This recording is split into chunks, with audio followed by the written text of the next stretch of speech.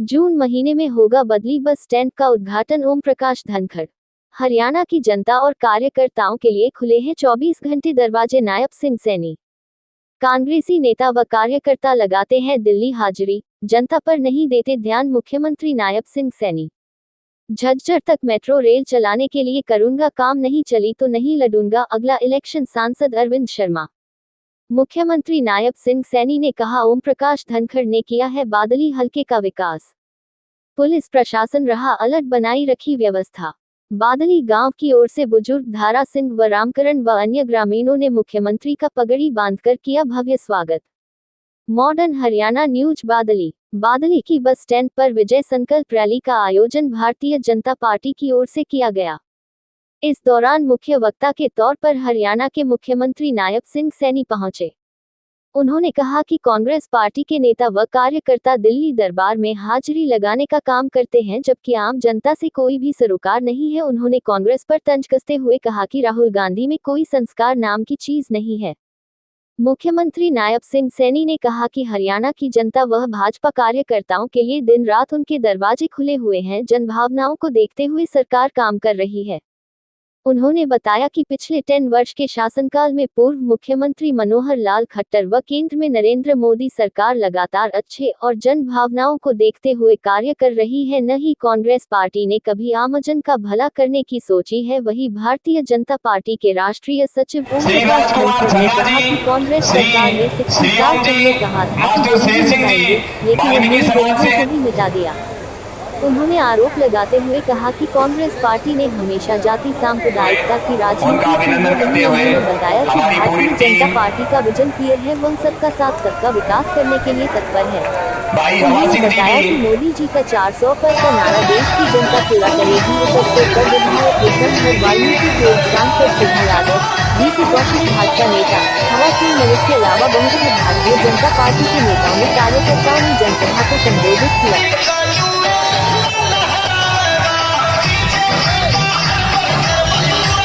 हम एक काम के लिए नहीं बुलाएंगे, हमने खुलाने के कॉलेज का उद्घाटन भी कराना है, हमारे पाटोदा के स्कूल का भी कराना है। हमारी कई बिल्डिंगे लोहारे वाले भी तैयार है। जहां जहां हमारा काम तैयार है वहां बुलाएंगे आपको उसी समय में, और एक सारे के सारे एक साथ काम कराने का काम करेंगे। भाई पम्मी मोटान, अरिया पूजा, इनने भी आपका बड़ा मनोरंजन किया, इनका भी एक बार अभिनंदन कर दो। और प्रदीप भाई ईसा गाँव है गूंज पाटे दिल्ली ताई की, इनका भी स्वागत अभिनंदन करने की जरूरत है। बुजुर्ग और नौजवान साथियों, देखिए ये भूमि वीरों की है। हम तो साहब सदा से यहाँ लड़ते आए। नायब जी अरविंद गुड़िया तैमूरलंग को भाला मारा था, तैमूरलंग बड़ा था, इस भूमि का बेटा था, इस भूमि का पुत्र था। या चाहे सेकेंड वर्ल्ड वार की बात हो, चाहे फर्स्ट वर्ल्ड वार की बात हो, विक्टोरिया क्रॉस जीतने वाले, उस समय का बहादुरी का सबसे बड़ा तगमा जीतने वाले कोई लोग थे तो हमारे इस इलाके के थे, झज्जर के इलाके के थे। चाहे यादव राव दरियाव सिंह हो, चाहे छोड़ो बदलू राम जी जो है वो हो, बदलू सिंह जी हो, हम बहादुरी वाले लोग और बहादुरी को पसंद करते हैं। और इसलिए हम जब 300 धारा 70 टूटी तो हमें इतना मजा आया, क्योंकि जब हम कहते हैं जिस कश्मीर को खून से सींचा वो कश्मीर हमारा है, हमारे हर गांव के नौजवान का खून कश्मीर की घाटियों में देश की एकता और अखंडता के लिए पड़ा है। और इसलिए 370 टूटी तो हम सबसे ज्यादा खुशी हुई थी। मैं थारे से एक बात पूछना चाहता हूं, अगर यो भूपेंद्र वाला छोरा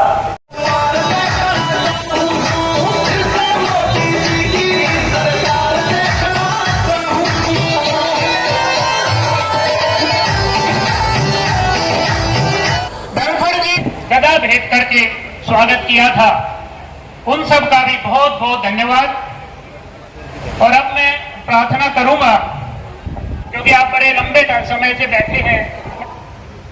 इस देश के भाग्य का फैसला हम सब ने करना है।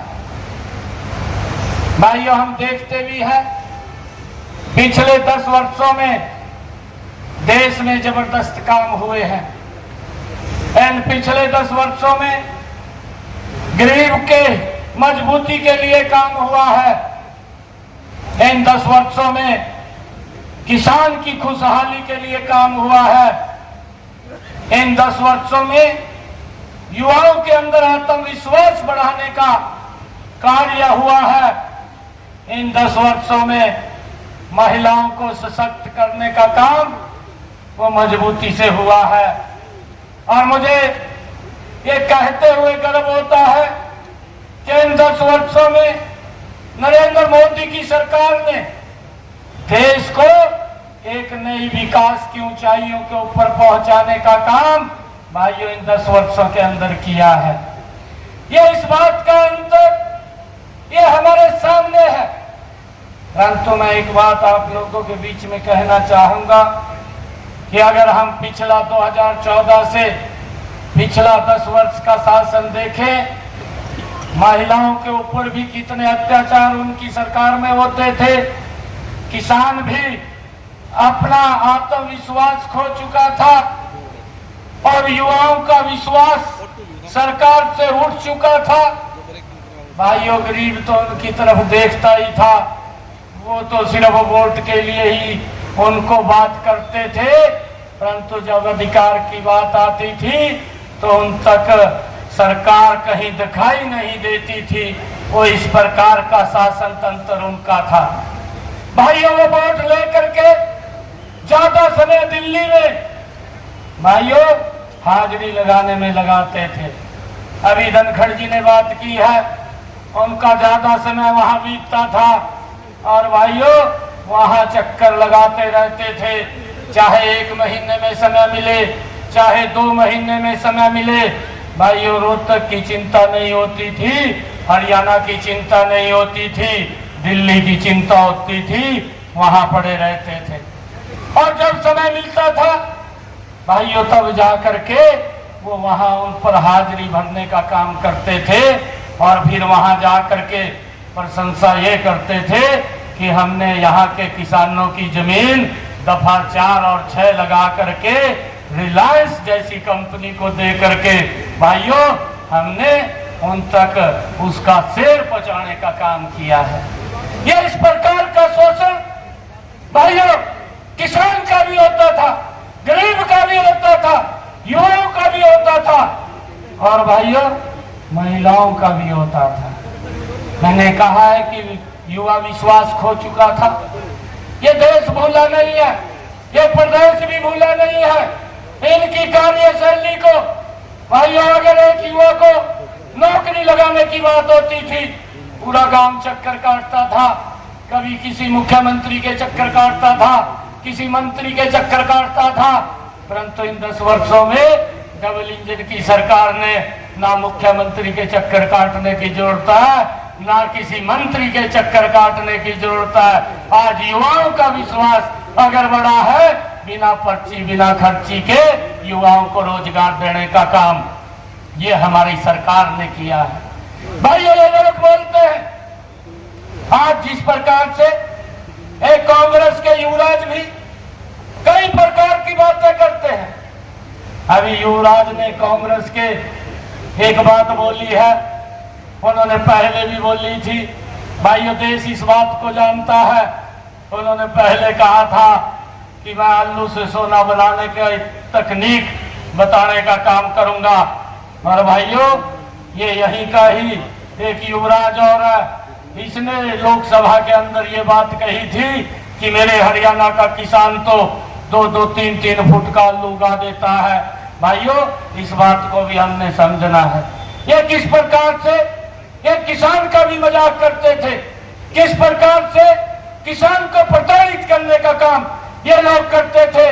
परंतु भाइयों आज किसान को उसका उचित मुआवजा दे करके उसको खुशहाल करने का भी काम ये हमारी सरकार कर रही है।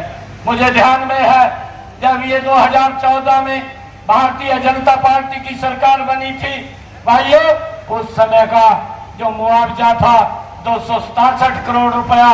धनखड़ जी हमारे कृषि मंत्री थे और जब इन्होंने फाइल को क्रेड़ा कि वह इनका तो 267 करोड़ रुपया किसान का मुआवजा भी रुका पड़ा है, उसको एक कलम के अंदर वो 267 करोड़ रुपया किसान के डायरेक्ट खाते के अंदर पहुंचाने का काम भी ये हमारी सरकार ने किया था।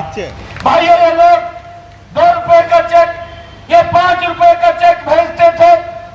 और अभी पिछले जो चुनाव था राजस्थान का, जिसका जिक्र भी अभी मंच से किया गया है, ये कांग्रेस का युवराज भाइयों राजस्थान के अंदर जाता है और झूठ बोल करके भाइयों वहां के किसानों को बीच में एक जनसभा में खड़ा होकर के कहा कि आप हमें वोट दें, हम किसानों का कर्जा माफ कर देंगे। भाइयों, जब कोई नेता या किसी दल का बड़ा व्यक्ति अगर इस प्रकार की कोई बात बोलता है, उसका दुष्प्रभाव भी लोगों के ऊपर पड़ता है। और उसका दुष्प्रभाव ये पड़ा क्योंकि झूठ बोल करके वोट तो ले लिया, परंतु उसका दुष्प्रभाव किसानों के राजस्थान के पड़ा। 4,500 किसानों ने आत्महत्या कर ली। और भाइयों 16 करके कहने लगा कि मुझे वोट दो, 1 घंटे के अंदर मैं गरीबी को समाप्त कर दूंगा। भाइयों, ये विचार करने का विषय है, ये सोचने का बात है। इसके पास कौन सा वो अलादीन का चिराग है कि जिसको ये रगड़ करके देश की गरीबी को मिटा देगा।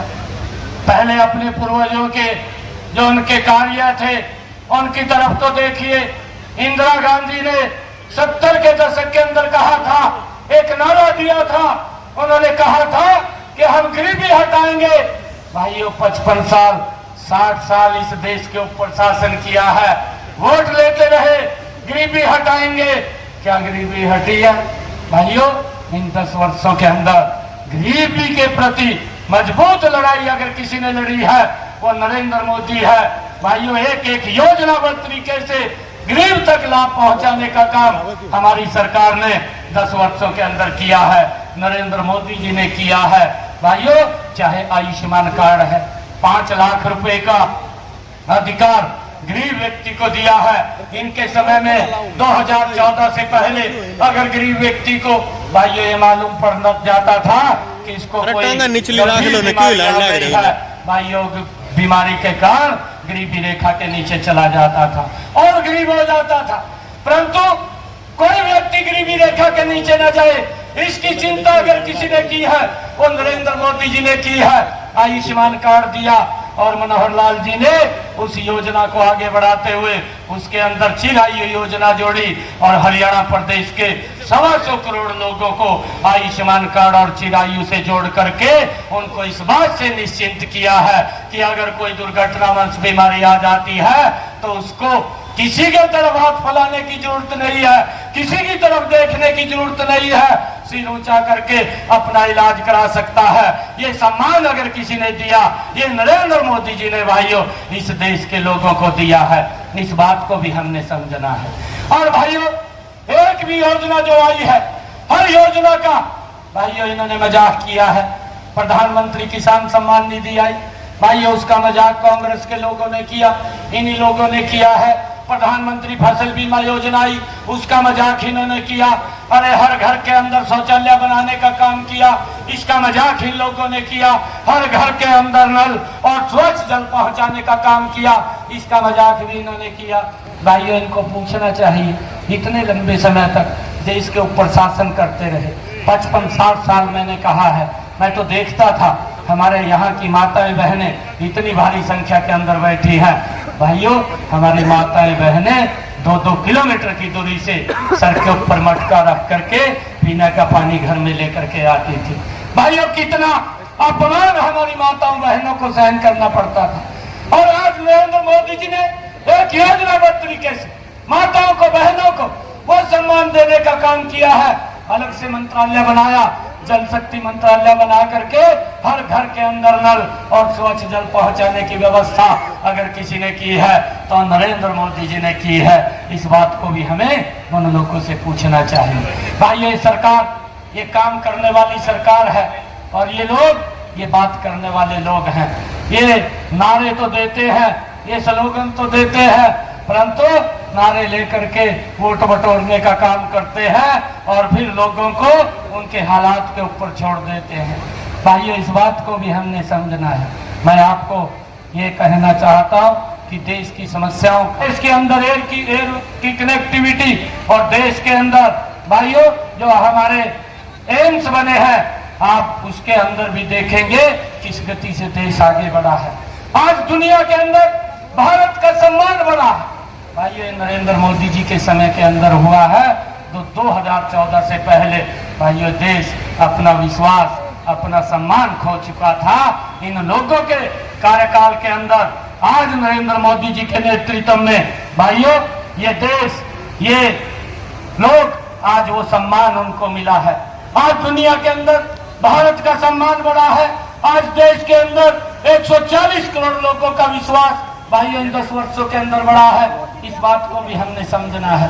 भाइयों ये लोगों को भाइयों उनकी बातों के ऊपर वोट लेकर के उनके हालात के ऊपर छोड़ने वाले लोग हैं। हमने ये भी देखा है, ये लोग बोलते भी नहीं है, ये हाजिरी लगाने के अंदर ही भाइयों अपना विश्वास रखते हैं। ये दिल्ली के अंदर जाते हैं कि हमारी कुर्सी ना चली जाए, उसके बचाने के चक्कर में वहाँ दिन रात ये लोग हाजिरी भरते रहते हैं। परंतु नरेंद्र मोदी जी के नेतृत्व में विकास बड़ी गति से आगे बढ़ता है। भाइयों आज आदरणीय धनखड़ जी ने जितने काम किए हैं 10 वर्षों के अंदर यहाँ बादली में, उनके ऊपर एक एक के ऊपर आप लोगों को बताने का काम किया है। ये लोग भी लंबे समय तक हरियाणा के ऊपर काबिज रहे हैं। इनको भी बताना चाहिए कि हमने कौन कौन से काम किए हैं। परंतु अगर किए हो तब तो बताएं, परंतु अगर बताने का कोई जिम्मा है तो धनखड़ जी जैसे व्यक्ति का है जिसने यहाँ पर काम किए हैं। भाई ये व्यक्ति दिन रात आप लोगों की सेवा के अंदर लग करके एक एक समस्या का समाधान करने का काम किया है। भाइयों मैं आप लोगों को विश्वास दिलाता हूँ कि ये हर व्यक्ति को बरगलाने का काम करते हैं।